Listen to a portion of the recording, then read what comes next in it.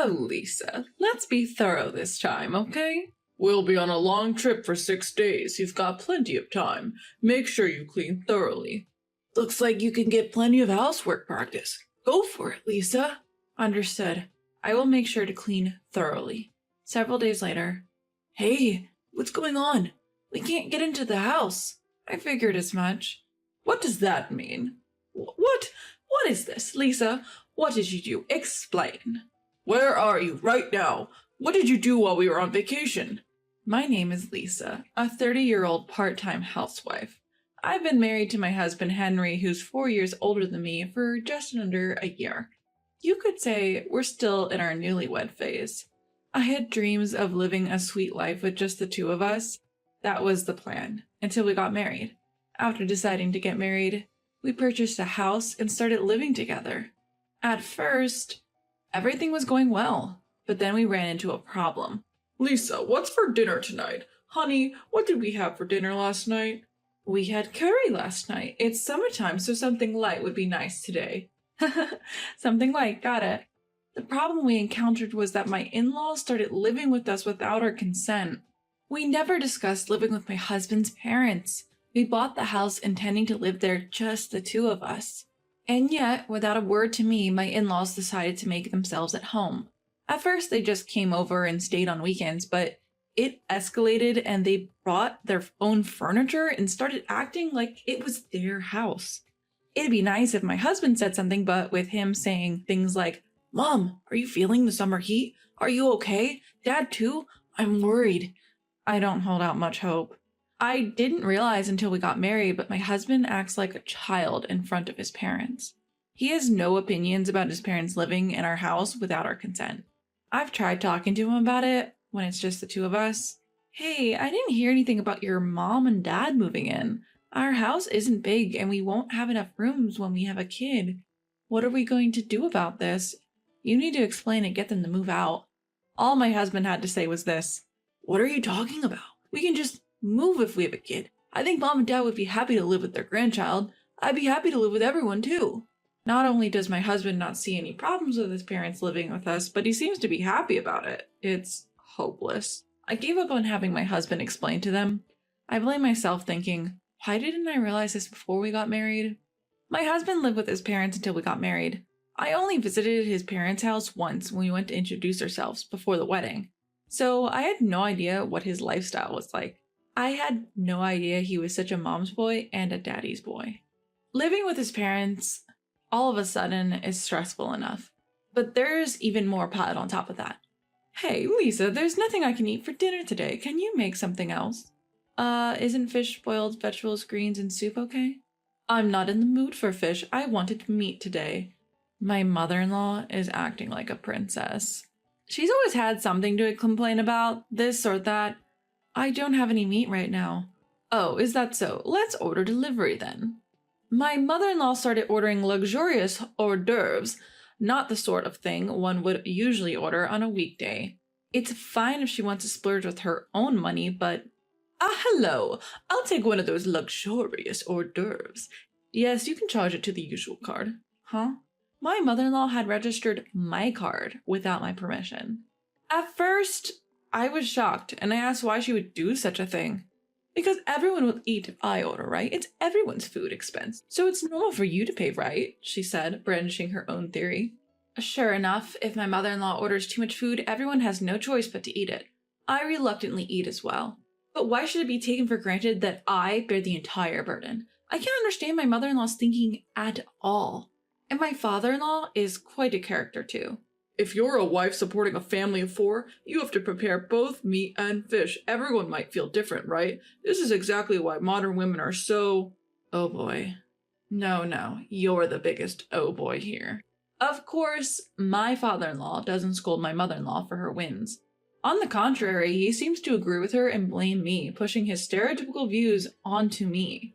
They are indeed 2 peas in a pod, I suppose. Modern people just can't do the simplest things, can they? It's a real problem. Good thing we have delivery. That's right, there's such a variety of delivery these days. I'd rather have delivery every day than Lisa's home cooking. My in-laws seem to enjoy making fun of me. Even though I'm covering their food and living expenses and even the money for this house, why should I be made fun of? Anger was bubbling up inside me, accumulating. Because my in-laws are in the house, I began to feel that being at work is better.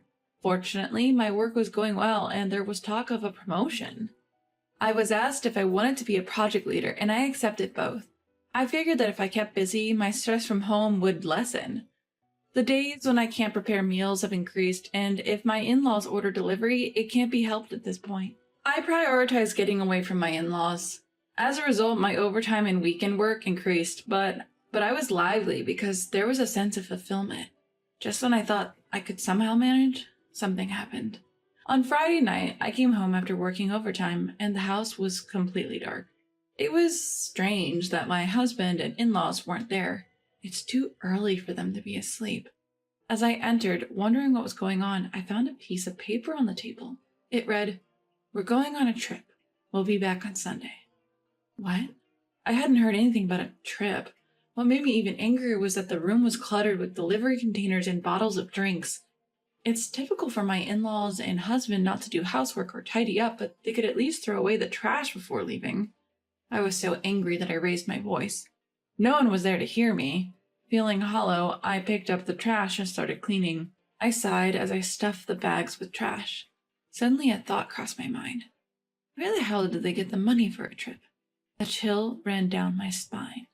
I opened the banking app on my phone and checked the credit card activity. You've got to be kidding me.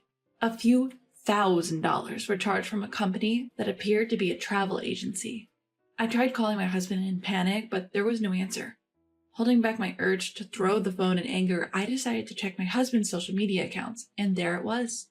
Beautiful beach. It's so pretty. A picture of a blue sky and beautiful beach. The people in the photo didn't look American. Could it be? Further snooping revealed that they were in Bali. I had never imagined they'd go on an international trip, and I felt drained. I hate to say it, but my husband's income is hardly substantial.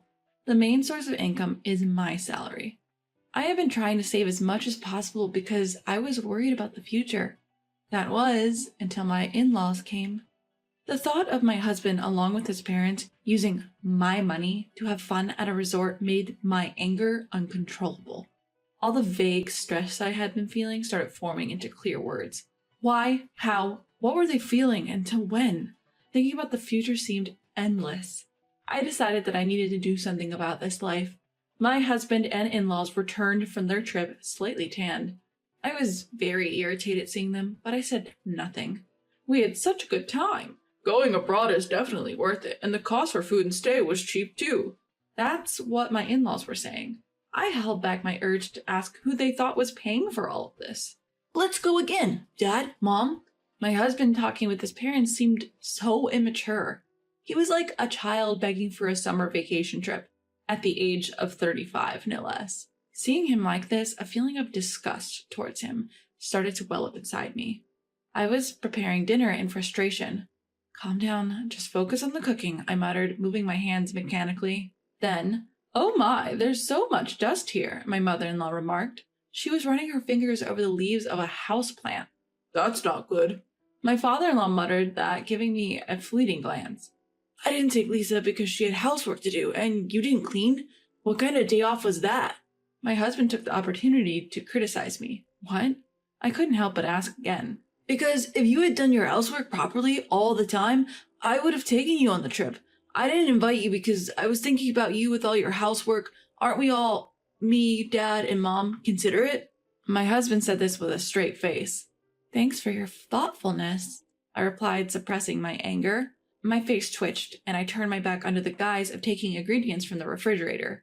Are you out of your mind? I shouted in my heart. I can't believe it. Leaving the house messy, taking a vacation with my money, and then coming back to say that? The amount of money spent on the credit card I checked while my husband and in-laws were traveling made me even angrier. Did they go to a spa or a really nice restaurant? Even for Bali, where the cost for food and stay is relatively low, large payments were constantly added. How much have they spent without my consent so far? I couldn't help thinking about it. 1, 10, 100, 1,000, 10,000. I calculated in my head. Yeah, a couple $1,000s isn't impossible. And considering that they've taken over this entire house, I could estimate even higher. I was totally fed up. Once they got a taste of traveling with my money, my husband and in-laws started going on trips more frequently. My card is being used as a matter of course. But I didn't interfere. For several months, I silently observed the foolish acts of my husband and in-laws. Then one day my mother-in-law said, "We're going to Hawaii. Could you please increase the credit card limit?" "Sure, I understand," I answered. My mother-in-law is completely looking down on me. Does she think I'm some soldier who does whatever she says? Should I buy a new swimsuit? In her ridiculous age, she's flipping through a swimsuit brochure looking excited. Well, she's going to use my money anyway. Just you wait. I glared at my cheerful mother-in-law. She's so engrossed in the brochure, she doesn't even notice. The day my husband and in-laws left for Hawaii, the room was the messiest it had ever been. My husband and in-laws are apparently heading to the airport soon, and they are busily checking their luggage. As usual, they seem to have no intention of cleaning up the room. "Oh, Lisa, make sure you do it right this time," my mother-in-law told me. "It's a long trip this time, 6 days, plenty of time. Make sure you clean up well," my father-in-law orders me. "You'll have plenty of time to practice your house chores. Good luck, Lisa," my husband says cluelessly. What is he talking about? Seeing it was about time, all three of them started to rush. Their chatting and leaving looked genuinely fun. Understood, I'll make sure to clean thoroughly. They probably didn't hear me due to their chatter. I said it to their backs. 6 days later, the day my husband and in-laws were to return home, I was gazing at the night view. Even though it was a weekday, I had taken a rare paid day off and was enjoying a drink in a lavish hotel. My husband calls. I let out a sigh, leave my seat, and answer the call. "Hello?" "What the hell is going on? I can't get into the house." My husband sounds quite panicked. "I thought as much," I said calmly. "What do you mean? What's happening?" It's not surprising my husband is freaking out. After all, the house is vacant. There should be a for sale sign at the entrance, and not a single piece of furniture should be visible from the windows. "Lisa, what have you done? Explain. Where are you? What did you do while we were away?" I can hear my mother-in-law and father-in-law yelling in the background. "I cleaned up just as ordered," I answered nonchalantly. "What?" As all three were left stunned, I decided to explain. I went ahead and put the house up for sale. The land, too. It's completely clean now. Nothing's left inside. "You foolish woman!" My father-in-law yelled. "You mean, what foolish thing have I done? Who's been doing foolish things, I wonder? You all sure had a great time using your daughter-in-law's money and living it up." Lisa, don't be mean. Quickly, change it back. What are we supposed to do? You'll also be in trouble without a place to live, right? My husband pleaded in a voice that sounded almost teary. "I won't have a problem. The house was bought by me in the first place, and all I did was sell it. I've decided on my new place to live. Yes, the house was purchased with my considerable income. Of course it's under my name. It was a house to which my husband had no rights." "How could you? It was our home. How could you sell it without permission?" To my mother-in-law who said this, I replied, "Please save your sleep-talking for when you're asleep. It was never your home to begin with. You were just freeloading, right? Parasiting off me, right? I've made up my mind. I can't continue like this, losing everything. I need to exterminate and rid myself of these harmful pests." "How dare you speak to Mom like that?" The words bellowed from my husband were met with my swift retort. "You're the pest, too. I want a divorce. I'm going to demand my money back, which you've recklessly spent. I've already consulted with my attorney. The amount is..." After I could relay the amount, I heard a loud clatter on the other end. It seemed that my husband in shock had dropped the phone. "What happened, Henry? What's wrong?" The voices of my mother-in-law and father-in-law echoed, clearly worried for their son. Dad..." My husband started crying like a child. Through the phone, I could only pull back in disbelief. Knowing that any further conversation would be futile, I hung up the phone. Sitting back down, I sighed. It had become second nature to me, but today it was different. It was a sigh of relief. At last, I finally cleaned house. Good job. I toasted to myself, sipping champagne.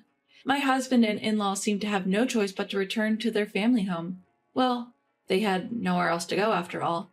During the months from my decision to divorce until I actually brought it up, I found out that their home had turned into a hoarder's paradise. When I visited to introduce myself before our marriage, the place didn't seem so disheveled. They must have hired professionals to temporarily tidy it up. Their house had a long-standing reputation in the neighborhood as a hoarder's home. Perhaps a messy house suits my messy husband and in-laws more than a clean one. Though my husband was reluctant about the divorce, he quickly accepted when confronted with my attorney. Sobbing, he even signed the agreement to pay me back the money they spent. It's not an amount he could easily afford with his salary, but it's only fair since he was the one who created this situation, recklessly indulging in luxuries with other people's money.